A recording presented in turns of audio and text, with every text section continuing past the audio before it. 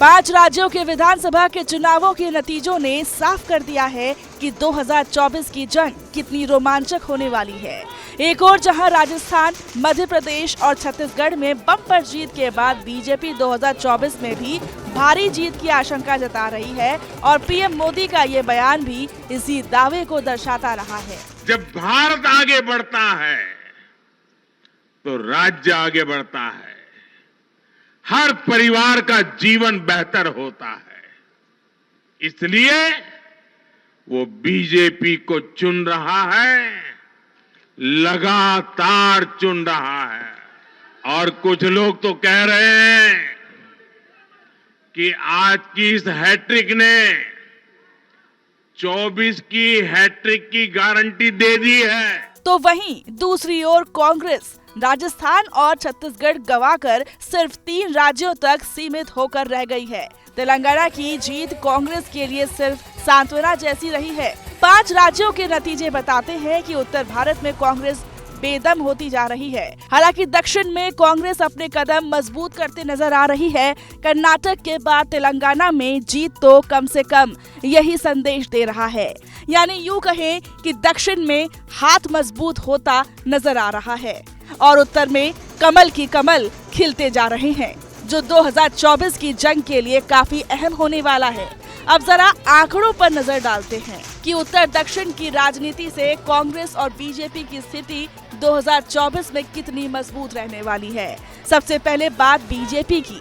5 राज्यों के नतीजों के बाद देश के कुल 28 राज्यों और 2 केंद्र शासित प्रदेशों में से 16 में अब बीजेपी प्लस सरकार होगी।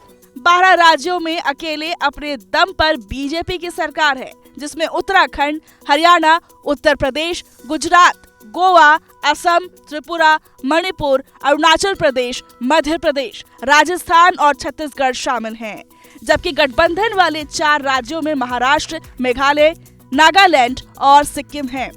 इन 16 राज्यों में देश की करीब 52% आबादी रहती है। इनमें से कोई भी दक्षिण भारत का राज्य नहीं है।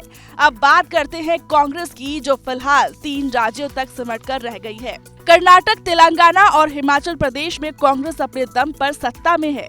इसके अलावा कांग्रेस 3 राज्यों झारखंड, बिहार, तमिलनाडु की सरकार में गठबंधन का हिस्सा है, यानी कि 6 राज्यों में कांग्रेस प्लस सरकार में है। यही नहीं, उत्तर और दक्षिण की सियासी रेखा पर नजर डालें तो उत्तर भारत के 6 राज्य और 2 केंद्र शासित राज्यों में 150 लोकसभा सीट हैं, जिनमें से 118 लोकसभा सीट पर बीजेपी का कब्जा है, जबकि 9 लोकसभा सीट पर कांग्रेस के सांसद हैं। वहीं दक्षिण भारत की बात करें तो 6 राज्यों में 130 लोकसभा सीटें हैं, जिसमें से बीजेपी के पास फिलहाल 29 सीटें हैं और कांग्रेस के कुल 27 सीट हैं। यानी दक्षिण में मजबूत नजर आ रही कांग्रेस के पास बीजेपी से भी कम सीटें हैं।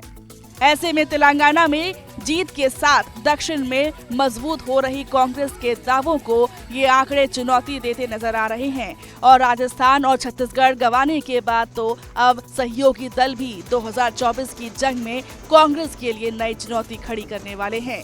और ये चुनौती कितनी बड़ी होगी, ये तो 6 दिसंबर को होने वाले विपक्षी गठबंधन इंडिया की बैठक के बाद साफ नजर भी आने लगेगा। ऐसे में 2024 की जंग के लिए कांग्रेस पार्टी की खुद की क्या रणनीति होगी, ये देखना काफी दिलचस्प होगा।